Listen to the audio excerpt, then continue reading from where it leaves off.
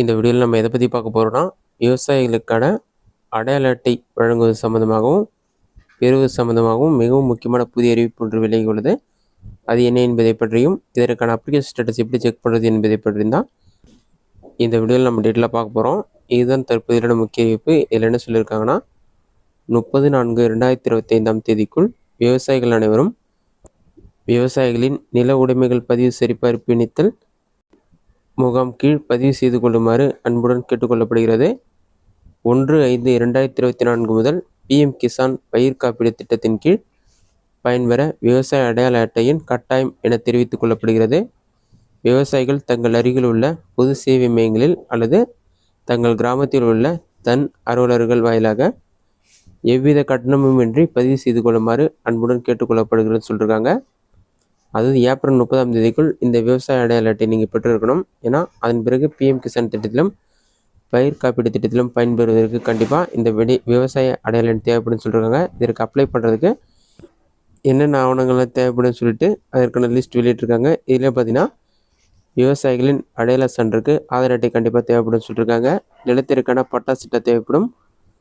இது மட்டும் இல்லாமல் உங்களுடைய ஆதார் கார்டு கூட என்ன மொபைல் நம்பர் லிங்காக இருக்கோ அந்த மொபைல் நம்பர் தேவைப்படும். அந்த நம்பருக்கு தான் OTP வரும். OTP வெரிஃபை பண்ணிவிட்டு உங்களுக்கு அப்ளை பண்ணி கொடுத்துருவாங்க. நீங்கள் அப்ளை பண்ண பிறகு ஆன்லைன்லேயே இதற்கான ஸ்டேட்டஸ் செக் பண்ணி பார்த்துக்கொள்ள முடியும். அதற்கான ஆப்ஷனும் அவைலபிள் பண்ணிருக்காங்க. ஒன்ஸ் உங்களுக்கு அப்ரூவ் ஆயிடுச்சுன்னா இதற்கான கார்டு உங்களுக்கு போஸ்ட் மூலமாக சென்ட் பண்ணி வச்சுருவாங்க. இதற்கான ஸ்டேட்டஸ் எப்படி உங்கள் மொபைலை பயன்படுத்தி ஆன்லைன் மூலமாக செக் பண்ணுறது, அதற்கான ப்ரொசீஜர் என்னென்னு பார்க்கலாம்.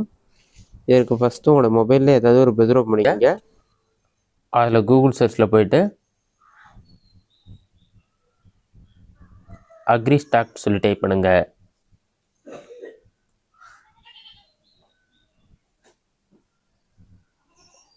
அந்த மாதிரி நீங்கள் டைப் பண்ணி வைக்க கொடுத்தீங்கன்னா ஃபஸ்ட் எடுத்துனே tnfr.agristock.go.in ஒரு வெப்சைட் ஆகும். அந்த வெப்சைட் வந்து செலக்ட் பண்ணுங்கள். வெப்சைட் நீங்கள் செலக்ட் பண்ண ஒரு 5 செகண்ட்ஸ் லோட் ஆகும். லோட் ஆகி கம்ப்ளீட்டாக வெயிட் பண்ணுங்கள். லோட் ஆகி கம்ப்ளீட் ஆன பிறகு இந்த மாதிரி ஒரு பேஜ் ஓப்பன் ஆகும். Dashboard check enrolment status login with CICன்னு சொல்லி கொடுத்துருப்பாங்க.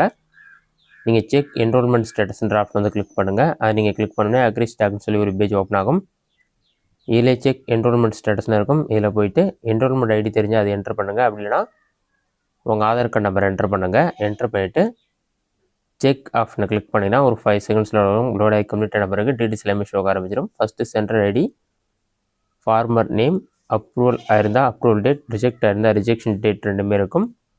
அப்ரூவல் ஸ்டேட்டஸ் செக் பண்ணுங்கள். இதில் அப்ரூவ்டு சொல்லி க்ரீன் கலரில் இருக்கும். அந்த மாதிரி இருந்தால் வந்து உங்களுக்கான விவசாய அடையாள அட்டை சென்ட் பண்ணுறாங்க. இதுவே ரிஜெக்டட் இருந்தால் அந்த மாதிரி டைமில் நீங்கள் மீண்டும் அப்ளை பண்ணுற மாதிரி இருக்கும்.